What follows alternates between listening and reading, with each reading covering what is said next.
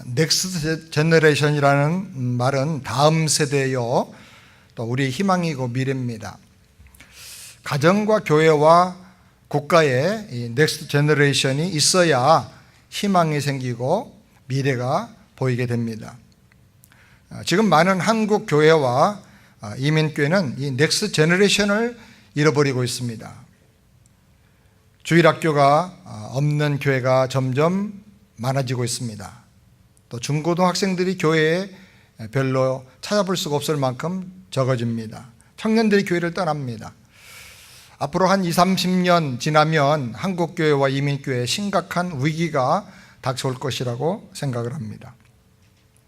국가도 이 고령화 사회가 되면 심각한 문제가 발생을 합니다. 자녀들을 낳지 않고 또 가정은 이혼이나 동성애 등등의 문제들로 인해서 상처를 입고 깨지게 되고 또 인간의 수명은 점점 늘어납니다. 그래서 65세 이상의 인구가 전체 인구의 10%가 되면 고령화 사회로 들어가게 된다고 합니다. 그리고 20%가 넘어가면 초고령화 사회가 됩니다. 65세 이상의 노동할 수 없는 인구가 20%가 되면 그 이하 유아라든지 어린이들, 이제 성인 되기 전까지의 인구 한 20, 30%를 빼고 나면 50%가 이제 인구 20% 혹은 50%를 이제 감당해야 되는 아주 버거운 사회가 되는 것입니다. 유럽의 많은 나라들이 그렇게 해서 점점 국력이 약해졌습니다. 또 일본이 지금 이렇게 되고 있고요. 한국도 굉장히 빨리 이런 사회 구조로 점점 따라가고 있습니다. 유럽 사람들은 아기 낳는 것을 별로 안 좋아해서 거의 출산을 지금 자제하고 있고요. 근데 유럽에 이주해온 모슬렘들은 소수였는데 얼마나 열심히 자녀들을 많이 낳는지 모릅니다. 또 심지어 어떤 무슬림들은 일부 다처를 주장하면서 또 여러 부인들과 함께 살기도 합니다. 앞으로 이제 유럽이 무슬림화 되는 것은 시간 문제다라고 어떤 사람은 말합니다. 터키는 가난한 나라였습니다. 지난 주간에 터키에서 온 선교사님을 만났더니 터키가 굉장히 가난한 나라였는데 지금은 세계 16위의 경제 대국으로 성장하고 있다고 합니다. 제가 2000년 한 20년 전쯤에 터키에 한번 여행을 한 적이 있습니다. 그랬는데 얼마나 가난한지 모릅니다. 화장실을 거기는 돈 주고 가는데 화장실 한 번 가는데 그 당시 30만 원씩 줬어요. 화폐 가치가 너무 추락을 해가지고 한국 돈으로 하면 한 100원 정도 그렇게밖에 안 되는데 거기는 한 3, 40만 원 하는 겁니다. 그러니까 사람들이 계산이 안 되니까 30만 원씩 주고 화장실 못 가겠다고 다들 화장실 가는 걸 걱정하고 두려워하고 그랬던 적이 있습니다. 그렇게 가난하고 어려웠던 나라인데 지금 경제가 발전을 했습니다. 그 이유가 뭐냐니까 인구가 8천만 명이 넘고 또 한국처럼 교육에 대한 열정이 있고 또 한국을 형제 나라라고 그러면서 본받아서 아주 열심히 일한다는 것입니다. 지금 중국과 인도가 차가 올라오는 것도 이 넥스트 제너레이션이 풍부하기 때문에 국력이 계속 성장을 하고 있는 것입니다. 이런 시대적인 상황을 보면서 우리 신자들은 좀 새로운 사명감을 가지고 자녀를 많이 낳기 운동을 해야 되겠다 생각을 합니다. 이미 깨달아도 늦은 분들은 할 수 없지만은 우리 자녀들에게 열심히 기도하고 축복해 줘야 되겠습니다. 결혼을 앞두고 있는 분들은 결단하고 기도하시기 바랍니다.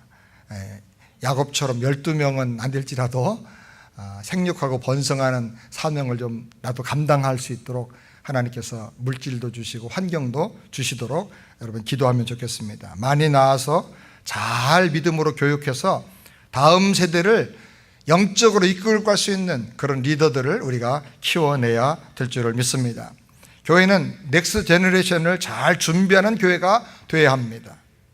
오늘 우리가 41명의 어린이들과 학생들을 주일학교에서 졸업을 하게 했는데 이제 얼마나 감사한 일인지 모릅니다.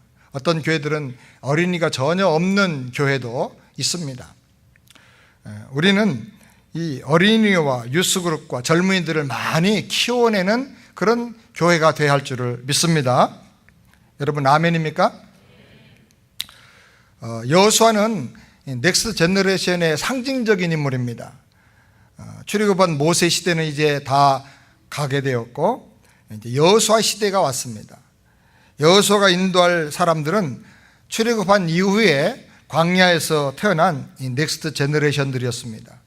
그러므로 오늘 그들을 인도해 나갈 지도자 모세에게 여호수아에게 하나님께서 말씀을 주셨는데, 이것은 여호수아 개인에게 주신 말씀이 아니라 여호수아가 이끌고 나갈 이스라엘의 넥스트 제너레이션 모든 사람들에게 주신 말씀이라고 우리가 받아야 할 것입니다. 이 말씀을 보면 우리가 어떻게 넥스트 제너레이션들을 키워낼 것인가, 그리고 넥스트 제너레이션들은 앞으로 무엇을 갖추고 다음 세대를 준비하며 나가야 할 것인가를 우리가 하나님의 말씀을 통해서 발견하게 됩니다. 하나님 과연 하나님 나라의 이 넥스트 제너레이션들이 어떻게 준비되기를 원하시는가? 첫 번째로는 약속을 비전으로 붙잡는 사람들이 되기를 하나님은 원하십니다. 3절 말씀 우리 다 같이 함께 읽겠습니다.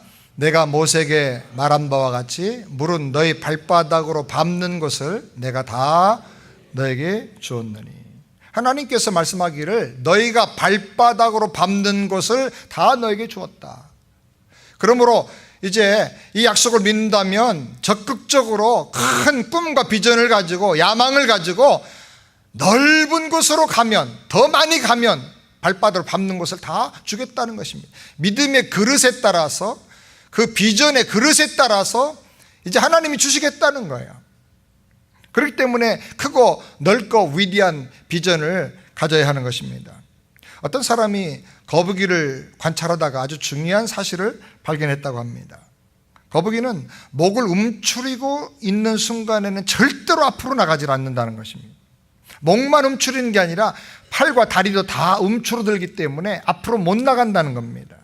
바깥의 상황이 좀 이상하고 위험해도 목을 빼고 멀리 볼 때만 앞으로 전진한다는 것입니다. 사람도 마찬가지입니다. 그 사람이 앞으로 나가며 뭔가 변화가 일어나고 발전하려고 하면 미래를 내다봐야 하는 것입니다. 사람은 비전이 없고 목표가 없으면 절대로 변화되질 않습니다. 목표를 잃어버리고 내일에 대한 꿈과 비전을 잃어버리면 그때부터 그 사람의 변화는, 발전은, 성장은 중단이 되는 것입니다. 그럼 우리는 위대한 비전을 가지고 살아야 하겠습니다. 사랑하는 여러분, 여러분의 비전은 무엇입니까?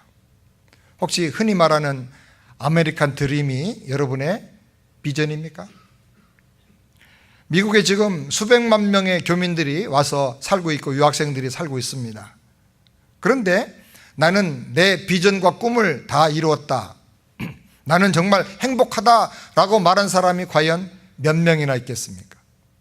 저는 20년 동안 이민 목회를 하면서 만난 사람 가운데 한 사람도 그런 사람을 만나본 적이 없습니다. 물론 한국에 살 때보다는 좀 더 크고 좋은 집에서 살 수 있습니다. 좀 더 좋은 차를 타고 다닐 수 있습니다. 좀 더 좋은 음식을 원하는 대로 마음껏 먹을 수 있습니다. 아마 이 아틀란타처럼 마음껏 먹을 수 있는 그런 나라가 전 세계에 아마 없을 것입니다. 또 우리 자녀들을 좀 더 좋은 대학에서 공부시킬 수가 있습니다. 그런데 그것이 우리 인생의 비전인가 하는 것입니다. 그것이 우리 인생의 행복인가 하는 것입니다. 결코 아닙니다. 하나님 약속 안에서 위대한 비전을 발견하고 요셉처럼 그 꿈을 붙잡고 사는 저와 우리 모든 자녀들이 되기를 우리 주님의 이름으로 축원합니다. 두 번째로 약속을 붙잡고 믿음의 사람으로 살라는 것입니다. 5절 말씀 우리 다 같이 함께 보겠습니다. 너희 평생에 너를 능히 당할 자 없으리니 내가 모세와 함께 있던 같이 너와 함께 있을 것임이라. 내가 너를 떠나지 아니하며 버리지 아니하리니. 여기 네 가지 중요한 약속이 나옵니다. 평생에 너를 당할 자가 없을 것이다. 내가 너와 함께 하리라. 내가 너를 떠나 버리지 않으리라. 내가 밟는 것을 다 너에게 주겠노라. 이 하나님의 약속을 굳게 붙잡고 살 때 하나님께서 우리 안에 믿음을 주십니다. 사람은 무엇인가를 믿어야 살 수 있는 존재입니다. 나를 믿을 것인가? 아니면 우연을 믿을 것인가? 아니면 늘 변하는 이 세상을 믿고 살 것인가? 아니면 약하디 약한 사람을 믿고 살 것인가? 아니면 영원하신 하나님, 전능하신 하나님, 나를 사랑하셔서 내가 죄악 가운데 멸망당하는 것을 참아 보지 못하시고 그 아들 독생자를 아낌없이 십자가에 내어주셔서 그 피로 말미암아 우리 죄를 다 사함받게 하시고 그 부활의 생명을 우리에게 주셔서 영원히 살게 하시는 그 하나님을 믿을 것인가? 사랑하는 여러분, 나는 무엇을 믿고 살 것인가를 깊이 고민하고 마음속으로 인격적으로 결단을 해야 합니다. 하나님을 믿고 사는 저와 여러분 되기를 바랍니다. 믿음은 하나님의 말씀에서 나옵니다. 그러므로 이 하나님의 약속을 굳게 붙잡고 살게 되길 바랍니다. 그러면 하나님의 평강과 하나님의 지혜와 능력이 형통하게 할 것이고 그 인생을 붙잡아 줄 것입니다. 그 다음에 세 번째로 약속에 굳게 서서 확신의 사람이 되라는 것입니다. 4절 말씀 우리 다 같이 함께 읽겠습니다. 곧 광야와 이 네바논에서부터 큰 하수 유브라데에 이르는 해쪽 속의 온 땅과 또 해지는 편 대해까지 너의 지경이 되리라. 너의 지경이 되리라. 하나님이 약속하셨습니다. 강력한 확신은 하나님의 뜻을 확인할 때, 하나님의 그 의지를 확인할 때 생겨나게 되는 것입니다. 하나님이 하시겠다 하면 그대로 되는 것입니다. 문제는 하나님의 뜻을 모르는 것이 문제지요. 하나님의 뜻을 확실히 알게 되면 내 안에 강력한 확신이 생겨나게 되는 것입니다. 우리가 그냥 하나님을 믿는 것과 확신을 갖고 사는 것은 절대로 다른 것입니다. 믿는 것은 구원받고 하나님의 자녀가 되는 신분의 변화를 주지만 확신은 사람의 삶의 수준을 바꿔주고 능력을 바꿔줍니다. 확신은 견고하고 흔들리지 않는 믿음입니다. 확신은 죽어도 포기할 수 없는 믿음입니다. 내가 확인하고 내가 체험하고 내가 누리고 있는 강력한 믿음인 것입니다. 이 세상을 이기는 믿음은 이것이니 너희의 믿음이니라. 바로 이 강력한 이 믿음을 통해서 우리는 세상을 이길 수가 있는 것입니다. 요즘 세상은요, 보통 교회 다니는 정도의 믿음 가지고는 이겨나갈 수가 없습니다. 세상에 얼마나 강하고 세력이 아주 영향력이 큰지 모릅니다. 얼마나 집요한지 모릅니다. 저는 이 셀폰을 볼 때마다 참 세상이 얼마나 집요한가, 얼마나 강력한가를 느끼게 됩니다. 조용히 있을 시간을 내버려두지 않습니다. 계속 전화가 오고 문자가 오고 카톡이 오고 까똑 그리고 하여튼 수시로 저를 지배하려고 합니다. 그래서 저는 생각하기를 이게 나를 지배하기 전에 내가 이걸 지배해야 되겠다. 그래서 주로 이 전화기를 성경 읽는 데 많이 사용합니다. 항상 성경을 틀어놓고 짬짬이 성경을 틀어놓고 운전할 때도 성경을 틀어놓고. 그러니까 하나님께서 이것을 통해서 얼마나 나에게 은혜를 주시고 말씀을 주시는지 몰라요. 여러분, 세상을 이기고 나가려고 하면 좀 더 다른 특별한 믿음이 필요한 것입니다. 우리 자녀들에게 이 믿음을 심어줘야 되겠습니다. 확신을 갖게 해줘야 되겠습니다. 하나님의 말씀에서 확신을 찾으시게 되기를 바랍니다. 하나님의 말씀을 우리가 듣고 읽다 보면 나를 향한 하나님의 약속이 나옵니다. 내 가슴을 두드리는 뜨겁게 달구는 성령의 음성이 들려옵니다. 그 약속을 내 것이라고 주장하십시오. 그리고 그 약속이 내 미래를 결정할 것이라고, 하나님 말씀대로 될 것이라고 믿고 내 인생 전체를 올려놓고 나갈 때 하나님께서 은혜 주시는 것을 믿으시기 바랍니다. 그 다음에 네 번째로 마음을 강하고 담대하게 무장하고 살라고 말씀하십니다. 우리 7절 말씀을 다 같이 함께 읽겠습니다. 오직 너는 마음을 강하게 하고 극히 담대하여 나의 종 모세가 내게 명한 율법을 다 지켜 행하고 좌로나 우로나 치우치지 말라. 그리하면 어디로 가든지 형통하리니. 오직이라 그랬습니다. 오직 우리가 강조하고 힘써야 할 일은 마음을 강하게 무장하는 것입니다. 믿음을 가졌다 할지라도 마음을 강하게 무장하지 않으면 그 믿음이 병들 수가 있습니다. 믿음은 담대함과 야성을 지킬 때 그 믿음의 생명력이 나타납니다. 믿음에는 이 모험심이 절대로 필요한 것입니다. 지금 내 눈에 보이지 않지만 하나님의 약속에 근거해서 눈으로 보는 것처럼 믿음의 눈으로, 영의 눈으로 보고 믿고 나가는 것, 이게 바로 믿음인 것입니다. 그렇기 때문에 마음이 약하고 주저하고 의심하고 머뭇거리면 이 믿음의 능력이 안 나타납니다. 강하고 담대한 마음을 갖고 나가야 하는 것입니다. 마귀가 우리 믿음을 무너뜨리고 우리의 행복을 무너뜨릴 때 제일 먼저 사용하는 방법이 생각을 지배하고 조작하는 것입니다. 하와에게 선악과를 먹으면 정령 죽으리라 하나님 그랬느냐? 절대로 죽지 않는다. 하나님 왜 먹지 말라고 했는 줄 아느냐? 그거 먹으면 네가 눈이 밝아져서 너도 하나님같이 될 것을 하나님 아시고 그거 싫어서 먹지 말라고 한 거야. 생각을 넣어줬습니다. 그 생각을 가지고 선악과를 보니까 정말 그렇게 보이고 탐스럽게 보이는 것입니다. 자기도 먹고 남편에게 주었습니다. 운명이 바꿔지고 가정이 다 바꿔지게 됐습니다. 여러분, 생각의 단계에서부터 우리가 지켜야 되는 것입니다. 그렇기 때문에 믿음 생활 잘 하려고 하면 마음을 지켜야 되는 것입니다. 걱정하는 마음, 두려워하는 마음, 의심하는 마음, 염려하는 마음, 이거를 마귀가 넣어주는 것입니다. 믿음의 발목을 잡아보려고 하는 것입니다. 그럴 때 사탄아 물러가라. 내 믿음 생활에 내 마음에 발 담그지 마라. 씨앗을 뿌리지 마라. 물러가.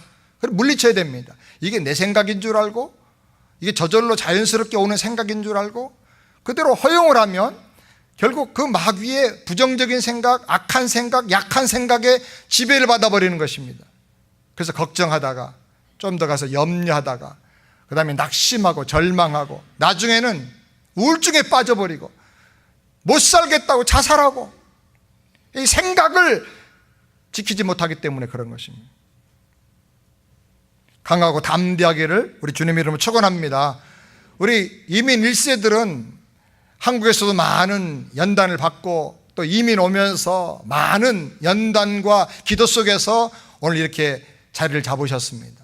그래서 나름대로 이 좀 야성들이 있고 강한 정신들이 있습니다. 그러나 우리 자녀들 잘못 키우면 좋은 환경에서 아무 걱정 없이 이렇게 다 공급해주고 키우다 보면 이 강한 마음, 담대한 마음을 가지지 못하고 조금만 어려워도 못 살겠다 그러고 삐지고 뛰쳐나가고 그런 아이들이 되기가 쉬운 것입니다. 그럼 우리 자녀들을 아주 강하고 담대하게 키워야 되겠습니다. 오직이라 그래서 오직이라. 오직 마음을 강하게 하라. 절대적으로 우리가 힘써야 된다 그 말입니다. 마음을 강하게 하고 담대히 하기를 우리 주님의 이름으로 축원합니다. 그다음에 다섯 번째로 마지막 순종의 발걸음을 내딛는 사람이 되어야 하겠습니다. 7절 말씀을 다 같이 함께 읽겠습니다. 나의 종 모세가 내게 명한 율법을 다 지켜 행하고 좌로나 우로나 치우치지 말라. 그리하면 어디로 가든지 형통하리니. 치우치지 말고 다 말씀 그대로 믿고 지키고 순종을 하라는 것입니다. 지금 버지니아의 페어팩스 카운티의 공립학교가 학생들에게 동성애가 정당한 것이다. 그리고 성전환 수술을 하는 것도 좋은 것이다. 필요하면 너가 그럴 상황이면 해라. 이렇게 가르치겠다고 교육 방침을 정하고 추진하고 있습니다. 그래서 일부 학부모님들이 반대하면서 지금 피켓을 들고 시위를 하고 있습니다. 세상이 아무리 동성애를 지지한다 할지라도 성경이 동성애가 죄라고 말씀하면 그것이 죄인 것입니다. 만약에 우리가 정말 하나님 말씀을 믿는 신자라면 그런 죄를 과감하게 회개하고 또 그런 자리에서 떠나고 그리고 그런 죄와 사상이 들어오지 않도록 우리 자녀들에게 들어오지 않도록 경계해야 될 줄을 믿습니다. 아멘 좀 하세요. 지금 세상이 어떤 세상인데 어정쩡하게 그렇게 계십니까? 적극적으로 아멘을 하고 지지하고 나서도 안 될 일인데 지금 성경이 간음죄가 악한 것이다 그러면 그거는 악한 죄예요. 대법원 판사가 간음죄는 없어졌다, 한국에서 이미 그렇게 선고했습니다. 그렇게 해도 하나님 말씀은 절대로 변하지 않는 것입니다. 아멘입니까? 그래서 간음죄를 범했다고 하면 회개하고 말씀으로 돌아와야 돼요. 그래야 돌아갈 길이 있고 살 길이 생기는 거예요. 이거 죄 아니야, 괜찮아? 법적으로 괜찮아? 그렇게 가면 안 되는 것입니다. 성경은 하나님의 전능하신 능력이 천지 만물을 무에서 창조하셨다고 가르칩니다. 많은 사람들이 아무리 진화론을 주장한다 할지라도 진화론은 결정적인 증거가 하나도 나와 있지 않는 하나의 가설입니다. 아직도 과학 진리가 아닙니다. 그렇기 때문에 우리는 좌로나 우로나 치우치지 말고 하나님 말씀을 그대로 믿고 그대로 순종하고 나가기로 결단을 해야 하는 것입니다. 이걸 부모님이 보여주고 부족하지만 그렇게 하려고 노력을 하고 또 그거를 우리 자녀들에게 사상으로, 신앙 사상으로 가르쳐 줘야 하는 것입니다. 사람들의 말을 듣고 치우치고 환경이 어렵다고 흔들리고 세상 여론을 듣고 왔다 갔다 하면 넥스트 제너레이션, 하나님 나라의 넥스트 제너레이션이 될 수가 없는 것입니다. 우리가 이렇게 살려고 하면 말씀을 깊이 연구하고 묵상하고 말씀의 맛을 알고 말씀을 사랑해야 됩니다. 서울 남산에서 수십 년 동안 주일날 오후마다 또 주말마다 나가서 전도해가지고 수백만 명에게 전도한 옛날에 충현교회 강모 장로님이 계십니다. 이분이 100살 되기 한 달 전쯤에 세상을 떠나셨어요. 충현교회 교회장으로 장례식을 했는데 제가 그분에게 직접 들은 말씀입니다. 수백만 명 이렇게 전도를 하다 보니까 수많은 사람을 만났는데 많은 사람 전도도 했고 어떤 사람은 전도했는데 나중에 고백하기를 자살하려고 왔다가 약 가지고 왔고 줄 가지고 왔는데 예수 믿고 이제 정신을 차리고 살게 됐다고 고백을 하더랍니다. 그런데 그분 말씀이 성경을 한 번이라도 읽어본 사람은 절대로 삶을 회의하고 절망하면서 자살하려고 하질 않는다는 겁니다. 자기가 만나본 수많은 사람들을 놓고 정확하게 낸 통계입니다. 그리고 한 번 읽어본 사람은 불신자가 될 수가 없다는 거예요. 어떤 사람은 교회를 오래 다녀봤지만 별로 재미도 없고 은혜도 못 받고 변화가 없어가지고 교회를 안 다닌다고, 그래서 살다가 너무 지치고 힘들어가지고 죽으려고 왔다 그러더랍니다. 그래서 물었답니다. 성경 몇 번쯤 읽었냐고. 그랬더니 한 번도 읽어본 적이 없다고 그러더래요. 여러분, 하나님 말씀을 열심히 읽고 주야로 묵상을 하시길 바랍니다. 그럼 확실히 주시는 은혜가 있어요. 저는 목사 되기 전에 성경을 아마 100번은 읽었을 겁니다. 그런데 요즘 우리 교회에서 성경 통독 운동을 하면서 제가 1월 달부터 지난 금요일까지 5독을 했습니다. 창세기 다 끝났는데 6독째 지금 하고 있는데 어떻게든지 듣고 차 타면서 듣고 짬짬이 들으면서 말씀을 묵상하는데 이런 말씀이 있었나 싶을 정도로 놀라운 은혜를 주실 때가 많아요. 어떤 데 잠이 잘 안 오면 그걸 이제 이어폰에 꽂고 틀고 잡니다. 그러면 어떤 때는 이제 못 끄고 이제 잠깐 깜빡 잠들 때도 있는데 잠자기 전에 듣는 말씀은 내 무의식으로 쑥 들어가는 것 같아요. 말씀을 그대로 꿈꾸는 거예요. 그러면서 정말 과거에 깨닫지 못했고 알지 못했던 그런 말씀의 비밀들을 하나님이 가르쳐 주시는데 얼마나 은혜를 받는지 모릅니다. 우리 8절 말씀 다 같이 함께 큰 소리 읽겠습니다. 이 율법책을 내 입에서 떠나지 말게 하며 주야로 그것을 묵상하여 그 가운데 기록한 대로 다 지켜 행하라. 그리하면 내 길이 평탄하게 될 것이라 내가 형통하리라. 아브라함 링컨의 어머니는 너무 가난해서 아이를 공부도 못 시켰습니다. 성경 하나 딱 물려줬습니다. 여기 모든 게 다 들어있다. 링컨이 그거 읽으면서 글 깨우치고 위대한 사상을 갖게 되고 믿음을 갖게 되고 역사에 남는 위대한 지도자가 됐습니다. 어머니가 물려준 성경. 어머니가 그렇게 읽으면서 눈물 흘리고 손때 묻은 그 성경, 그것이 링컨의 인생을 변화시킨 거예요. 우리 자녀들에게 이 하나님의 말씀을 물려주는 저와 여러분 되기를 우리 주님의 이름으로 축원합니다. 그러면 하나님께서 평탄하게 해주시고 내 길이 내가 형통하리라, 앞길 하나님이 복되게 열어주실 것입니다.